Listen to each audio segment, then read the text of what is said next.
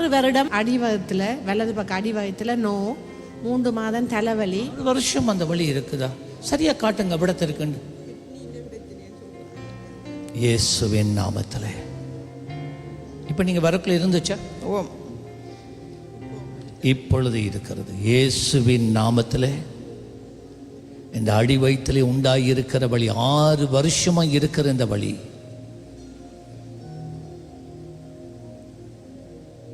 இப்பொழுது நீ வெளியேறுகிறாய். அம்மாக்கு சுகம், பரிபூர்ண சுகம், பரிபூர்ண சுகம். தலைவலி லீவ். யா